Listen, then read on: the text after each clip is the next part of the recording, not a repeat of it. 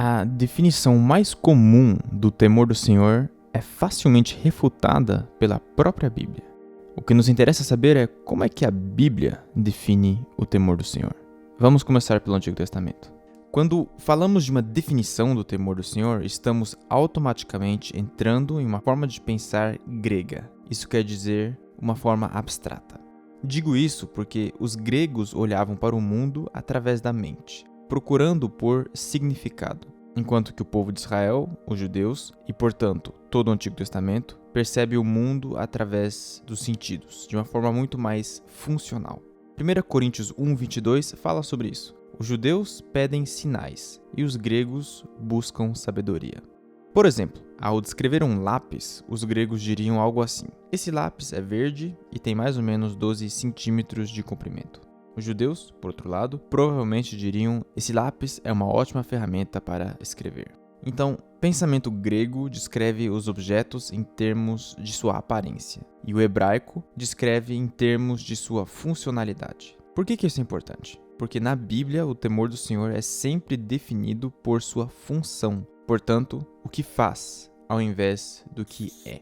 De certa forma, é como um buraco negro, a natureza do qual só sabemos explicar pela sua relação com outras coisas. A fim de investigar um pouco dessa falta de coerência entre o que a Bíblia nos diz e como nós tentamos definir o temor, proponho a seguinte pergunta: existe um elemento de medo no temor do Senhor? Para responder essa pergunta, vamos voltar ao exemplo do buraco negro. Vamos observar como que o temor do Senhor afeta o ambiente ao seu redor. E o primeiro passo para fazer isso é analisar o pictograma da palavra hebraica para temor.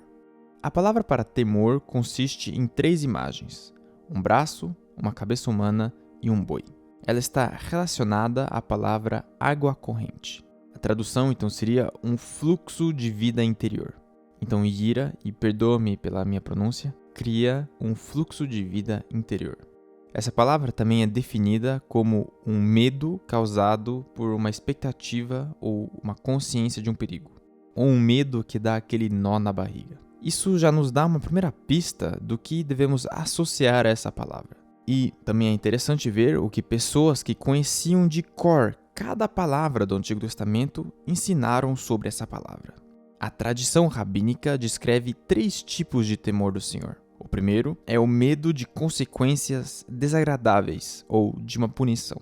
O segundo descreve o medo de quebrar ou ir contra as leis de Deus. E o terceiro descreve uma admiração profunda pela vida, que é a consequência de um verdadeiro entendimento.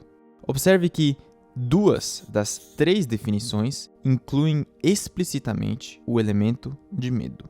Agora vamos para a palavra de Deus e examinar a passagem onde a palavra temor foi usada pela primeira vez. Vamos a Gênesis capítulo 3 e o versículo 9. E chamou o Senhor Deus ao homem e lhe perguntou: onde estás? Ele respondeu: ouvi a tua voz no jardim, e porque estava nu, tive ira e me escondi. Então, ira aqui é a sensação de estar nu diante do Deus Santo. E sabia que esse é um medo muito comum, o medo de estar nu em público? De alguma forma, esse medo está enraizado no fundo de nós. Se você tem ira, então você quer desesperadamente se esconder. A nossa segunda pergunta é: ira é uma palavra importante na Bíblia? E sim, nós a encontramos em todos os livros do Antigo Testamento. Vamos ver alguns exemplos de como ela é usada. Agar teve ira de ver seu filho morrer de fome. Isaac teve ira de que ele seria morto por quererem tomar a sua esposa Rebeca. Raquel teve ira de que iria morrer ao dar à luz a Benjamim. Isso nos mostra claramente que ira contém um elemento de medo.